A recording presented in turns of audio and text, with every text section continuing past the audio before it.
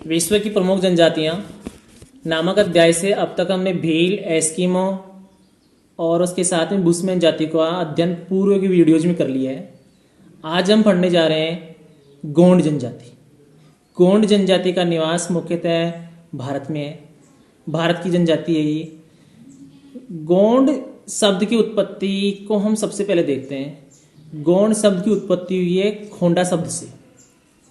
खोंडा शब्द से इसका शाब्दिक अर्थ करें तो इसका अर्थ होता है पहाड़ी, यानी पहाड़ी क्षेत्रों में निवास करने वाली जनजाति गोंड कहलाती है। गोंड अपने आप को एक ही गोंड शब्द से भिन्न शब्द से भी संबोधित करते हैं, जिसको कोयटूर या कोल कहा जाता है। गोंडों का इतिहास यदि हम देखें तो इनका इतिहास समृद्धशाली इतिहास रहा है।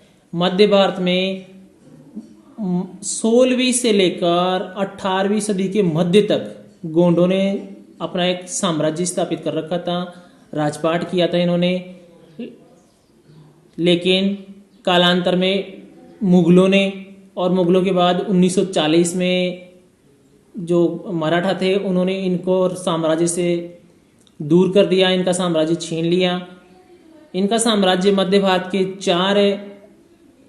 चार साम्राज्य थे, जिनको हम देखें तो उसमें फर्स्ट है गढ़मांडला। एक साम्राज्य इनका था देवगढ़, तीसरा साम्राज्य इनका चांदा और चौथा है खेड़ला। इस तरह से गढ़मांडला, देवगढ़, चांदा और खेड़ला में इन्होंने राज किया था। गोंडों का निवास भारत में मध्य भारत में देखने को मिलता है। मध्य भारत में मध्य प्रदेश से अलग हुआ राज्य छत्तीसगढ़, झारखंड, तेलंगाना, महाराष्ट्र, ओडिशा, असम, इन राज्यों में गोंड जाति निवास करती है। गोंडों के निवास करने वाले क्षेत्र का यदि हम फिजिकल स्ट्रक्चर देखें, भौतिक प्रदेशों के दृष्टिकोण से हम इसकी जानकारी जुटाना चाहें तो हम अवगत होते हैं कि ये क्षेत्र सतपुड़ा पहाड़ियों से, इस क्षेत्र में सतपुड़ा पहाड़ी, मैकाल श्रेणी, सोन और देवगढ़ की उच्च भूमि और बस्तर का पठार और गढ़ जात की पहाड़ियाँ हैं। इन सब पहाड़ियों की ये जो पहाड़ियों की ऊंचाई है वो 600 से लेकर 900 मीटर के बीच है। इसी क्षेत्र से हमारे देश की कई महत्वपूर्ण नदियों का उद्गम स्थल है। कई महत्वपूर्ण नदियां इसी क्षेत्र से निकलती हैं, जिनमें से अरब सागर में गिरने वाली नदी नर्मदा और ताप्ती, और बाकी बंगाली खाड़ी में गिरने वाली नदियां सोन, महानदी और गोदावरी। इनमें महानदी और गोदावरी सीधे ही बंगाल की खाड़ी में गिरती हैं, नर्मदा और ताप्ती अरब सागर में गिरती हैं। इन नदियों के उद्गम क्षेत्र में और पहाड़ी क्षेत्र में स्थित इस भौतिक प्रदेश में सघन वन पाए जाते हैं। और मध्य भारत का ये इलाका है, इसका जो तापमान है ग्रीष्म काल में 40 डिग्री सेल्सियस से भी ज़्यादा हो जाता है। और वर्षा की मात्रा को हम दृष्टिपात करें तो पाएंगे कि मध्य भारत के इस भाग में, जिसमें छत्तीसगढ़, मध्य प्रदेश, झारखंड और तेलंगाना भी शामिल कर लिया जाता है, महाराष्ट्र, इस सारे क्षेत्र में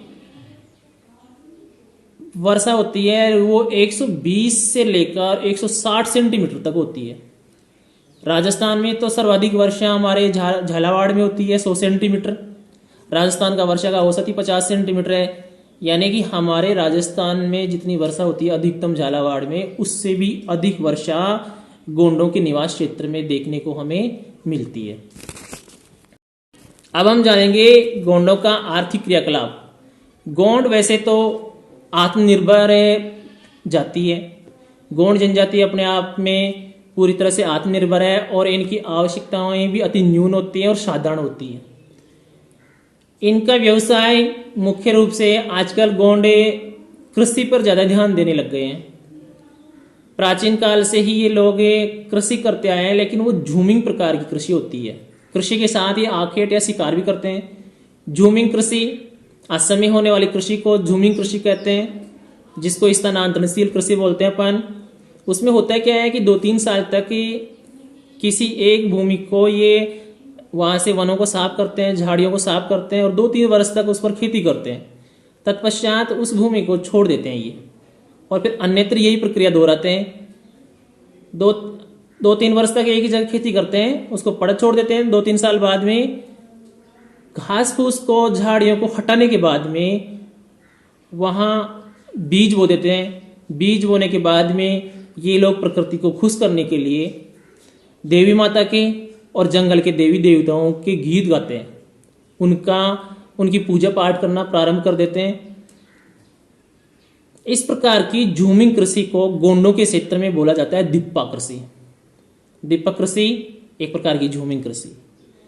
दूसरी कृषि का जो प्रकार है इनके यहाँ वो है पैडा कृषि। पैडा कृषि मध्य प्रदेश के बस्तर जिले में की जाती है। बस्तर जिले में ऐसे क्षेत्र जो पहाड़ी ढाल वाले हैं उन पर सीढ़ीदार खेत बनाकर जो खेती की जाती है उसको पैडा कृषि बोलते हैं। इस जनजाति के आर्थिक क्रियाकलापों के अंतर्गत कुछ लोग मछुआरे का कार्य भी करते हैं, मछली पकड़ने का कार्य भी करते हैं, जिनमें जो मुख्य वर्ग हैं उनको हम शामिल करते हैं। उनको हम देखें तो मालूम होगा हमें कि कुरुक इसी जाति का, गोंड जनजाति का वर्ग है कुरुक, एक वर्ग है केवाट और एक धीवर। इन तीनों वर्गों के लोग ज्यादातर मछली पकड़ने का काम करते हैं, मछुआरे का कर्म करते हैं। गोंडों में पशुचारण और दुग्ध पालन का काम भी किया जाता है, और ये जो काम करते हैं पशुपालन और दुग्ध व्यवसाय का, वो मुख्यतः गोंडों का एक वर्ग है रावत, उसके द्वारा किया जाता है।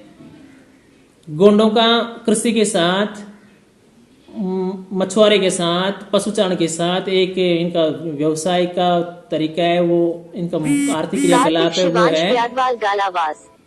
है आखेट। आखेट प्राचीन काल से ये करते आ रहे हैं। वन्य पशुओं को मारते हैं, शिकार करते हैं, उनका भोजन के रूप में संग्रहण करते हैं। लेकिन भारत सरकार ने कालांतर में जाकर इस प्रक्रिया को धीरे धीरे रोक दिया, जंगली जानवरों का शिकार करने पर प्रतिबंध लगा दिया। तो अब ये कार्य इनके समाज में भी, इनकी जाति में भी धीरे धीरे कम होता जा रहा है। हम देखें इनका भोजन, तो ये लोग स्थानीय भोजन, स्थानीय एक खाद्यान्न उत्पन्न होता है इनके इस क्षेत्र में जिसको बोलते हैं कोदू और कुटकी। ये स्थानीय अनाज है, उसी का सेवन करते हैं। घरों में ही आसपास जो खेतों में सब्जी उगाते हैं उसका सेवन करते हैं। जंगलों से प्राप्त उत्पादन का उसका भी सेवन करते हैं। और ये लोग अन्य समाजों की तरह ही धूम्रपान भी करते हैं। धूम्रपान का भी इनको शौक है, और शराब भी पीते हैं। जो शराबी पीते हैं वो महुआ के पेड़ से देसी तरीके से निकाली हुई शराब होती है। कई गोंड मांसाहारी भी होते हैं। इनके जो त्यौहार होते हैं, पर्व होते हैं, उत्सव होते हैं, उनमें चावल भी बनाते हैं। और जो देवताओं को, प्रकृति को इन्होंने किसी अवसर विशेष पर बलि दी होती है, उसका भी ये, उस बलि से प्राप्त मांस का भी ये भक्षण करते हैं। वस्त्र और आभूषण। गोंडों के वस्त्र सादा सिंपल होते हैं। ये ज्यादातर सूती वस्त्र काम लेते हैं। पुरुष लोग धोती और कमीज पहनते हैं, स्त्रियां साड़ी और चोली पहनती हैं। पुरुष और महिलाएं दोनों मिलकर जो आभूषण धारण करते हैं वो मुख्यतः चांदी के होते हैं या फिर एल्यूमिनियम के होते हैं। महिलाएं कांच की चूड़ी, रंग बिरंगी चूड़ियां होती हैं वो पहनती हैं। महिलाओं के गले में हार भी पहने जाते हैं जो कोड़ी के बने हुए होते हैं, या काले मनकों के द्वारा बनाए हुए हार ये पहनते हैं महिलाएं। गोंडों की महिलाओं को शरीर पे गुदवाने का विशेष शौक रहता है। इनकी महिलाओं के शरीर पर गोदने देखने को मिलते हैं। और जो इनकी लड़कियां हैं, इस समाज की लड़कियां हैं गोंडों की, उनको सजने संवरने का विशेष शौक होता है। बालों के जूड़ों में जो जूड़ा बना के रखती हैं उसमें सफ़ेद बांस के कंगे लगा के रखती हैं। अब उनकी संख्या 5-6 तक होती है। गोंडों का निवास क्षेत्र, आवास क्षेत्र, जिसको मध्य भारत में नंगला या पल्ली बोलते हैं, यानी छोटे छोटे गांव, उनमें इनका जो घर होता है वो एक तरह से कच्चा घर होता है। ज़्यादातर कच्चा घर ही होता है, लेकिन उस घर में भी कमरा भी होता है पर्सनल, इनका अलग से रसोई होती है, मेहमानों के लिए बैठने के लिए बरामदा होता है, और पृथक से ही पूजा घर भी बना के रखते हैं। जब भी नया मकान बनाते हैं तो उसका शगुन जरूर निकलवाते हैं और उत्सव मनाया जाता है। उस उत्सव में ये लोग बलि देते हैं, देवताओं को पूजा पाठ करवाते हैं, और उस बलि में जो जिस जीव की बलि दी जाती है उसमें बत्तख और मुर्गियों को शामिल किया जाता है। बलि देने के बाद में उस बचे हुए मांस को ये खा लेते हैं। औजार, गोंडों के औजार बहुत साधारण होते हैं, जो स्थानीय लोगों के द्वारा ही, स्थानीय कारीगरों के द्वारा ही बनाए लिए जाते हैं। कुछ लोहारों के द्वारा इनके स्थानीय स्तर पर बनाए जाने वाले औजारों में फालियाँ, खेतों में काम आने के लिए जो झूमी कृषि होती है इनकी दिप्पा, उसमें काम करने के लिए खुरपी, फावड़ा, दराती, कुल्हाड़ी और तीर, ये इनके मुख्य औजार हैं। जो बहुत ज़्यादा औजार नहीं होते। कुछ घरों में सोने के लिए चारपाई होती हैं, स्टूल वगैरह होती हैं, बिछाने के लिए दरियाँ होती हैं।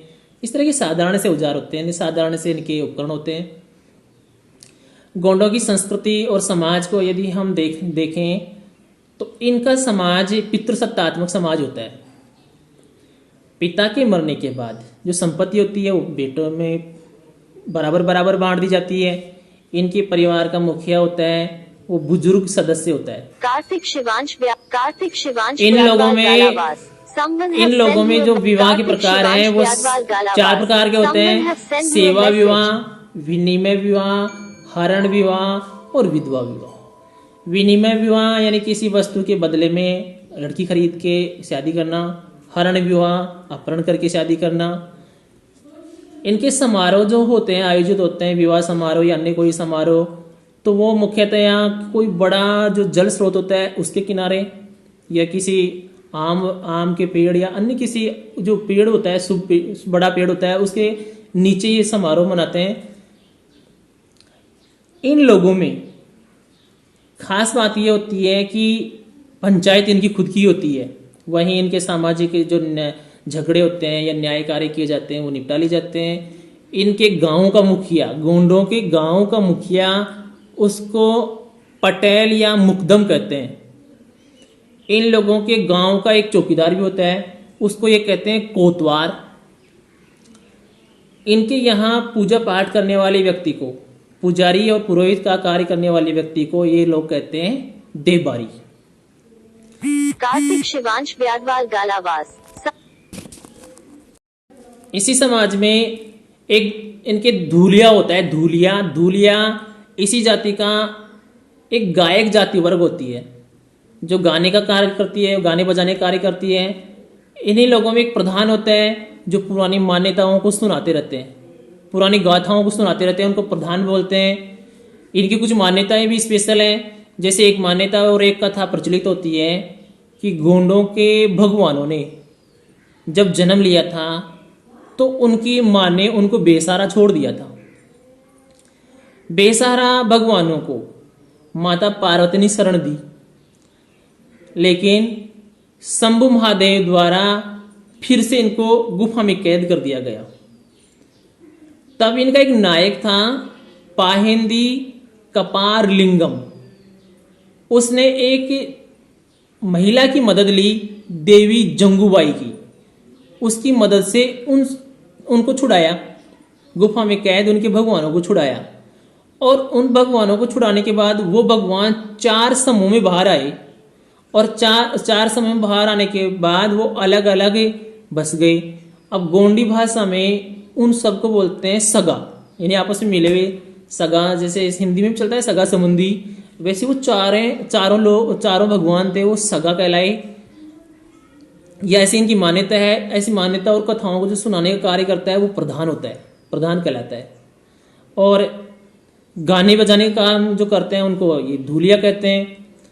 इन लोगों के यहाँ जो बोली बोली जाती है, इस क्षेत्र में बोली बोली जाती है, वो द्राविडियन परिवार की बोली है। कहीं कहीं हिंदी भी बोलते हैं, गोंड मराठी भी बोलते हैं। ये लोग उत्सव और पर्व जब मनाते हैं तब ज़्यादातर ये चांदनी रात को चुनते हैं। यानी जब पूर्णिमा की चांदनी होती है उस रात को ये उत्सव मनाते हैं, जिसमें स्त्री और पुरुष सब लोग मिलकर नृत्य करते हैं। वहाँ ये उत्सव मनाते हैं और उत्सव में नाचने गाने का कार्य भी करते हैं। इन लोगों के जो बलि देने का कार्य करते हैं वो मुर्गा और बत्तख की बलि देते हैं। और इन लोगों का एक पहले मनोरंजन का एक साधन और होता था, उसके तहत ये क्या करते हैं, मुर्गों को लड़ाते हैं और तमाशा देखते थे। आजकल वो धीरे धीरे विलुप्त सा हो रहा है ऐसी परंपराएं इनके यहाँ। जिन देवताओं की मुख्य रूप से पूजा करते हैं ये, उनमें बड़ा देव, शंभु महादेव, परसापेन, शीतला माता, छोटी माता देवी, इनको भेड़ बकरियों की बलि भी देते हैं और जादू टोने में भी ये विश्वास रखते हैं। इन लोगों का धर्म है ज़्यादातर का हिंदू धर्म है, लेकिन कुछ लोग प्रकृति को सशक्त मानते हैं, प्रकृति को बलवान मानते हैं और प्रकृति पूजक है। इनके यहाँ भी मृतकों को दफनाने की परंपरा भी है और जलाने की परंपरा भी है। हिंदू समाज की तरह दाह संस्कार भी किया जाता है। पहले के समय में गोंडों में नर बलि की प्रथा भी प्रचलित थी। जो नर बलि देते थे ये, वो काली माता के या दंतेश्वरी के और बड़ा देव, 3 देव, काली, दंतेश्वरी और बड़ा देव, इनके नर बलि देते थे। लेकिन अंग्रेजों के समय में, अंग्रेजों के दबाव से, उनके हस्तक्षेप से 19वीं सदी में ये प्रथा विलुप्त हो गई। इस समाज में एक कबाड़ी प्रथा होती। कबाड़ी प्रथा का तात्पर्य होता है कि वंश दर वंश दास प्रथा। आधुनिक समय के में वो भी धीरे धीरे कम होती जा रही है। आप देखते हैं इनका आधुनिक समाज के साथ प्रभाव। अन्य जनजातियों में जैसे सुधार हुआ है, हमने पढ़ा है, एस्किमो लोगों का भी धीरे धीरे इतना सुधार हो गया है कि वो एक इतिहास बनने वाले हैं 21वीं सदी में जाकर। उसी तरह से गोंड ये और अन्य जनजातियां आधुनिक समाज और संस्कृति से लगातार संपर्क से और सरकारी प्रयासों से, सरकारी योजनाओं से, सरकार के हस्तक्षेप से धीरे धीरे इनमें जनजातीय गुण कम होते जा रहे हैं और सभ्य समाजों के संपर्क में आने से ये सभ्य बनते जा रहे हैं। आज गोंडों के कई आवास रेल की पटरियों के समीप, शहरों के समीप भी देखने को हमें मिलते हैं। कबाड़ी प्रथा इनके यहाँ बंद होती जा रही है। ये लोग आखेट वगैरह जो प्राचीन इनके धंधे थे उनकी जगह झूमिंग कृषि, और झूमिंग कृषि के बाद में जो आधुनिक कृषि होती है, कई लोगों ने वो भी अपनाना शुरू कर दिया है। इनमें साक्षरता अभी तक तो बहुत ही कम है। महिलाएं तो लगभग असाक्षर हैं, लेकिन उन धीरे धीरे सरकारी प्रयासों से इनमें साक्षरता की दर में भी वृद्धि देखने को मिल रही है। और ये अनुमानित है कि निकट में बहुत जल्द गोंडों का जो समाज है वो भी समाज की मुख्य धारा में समाहित हो जाएगा, ऐसी हम उम्मीद करते हैं। इस तरह से हमने विश्व की जनजातियों वाले पाठों से जो 4 बड़ी जनजातियां थी, एस्किमो, बुशमैन, भील और गोंड, इनका अध्ययन कर लिया है। आप लोगों को पूरे लेसन को पढ़ने के लिए डिस्क्रिप्शन में लिंक है दे रहा हूं, उसको देखना है। इस तरह आपको पूरा लेसन ही क्लियर हो जाएगा कक्षा 12 का। इसको पढ़ें और आप इसे लॉकडाउन की परिस्थितियां, जो विपरीत परिस्थितियां हैं, इनसे निपटें और अपनी तैयारी अभी से रखें।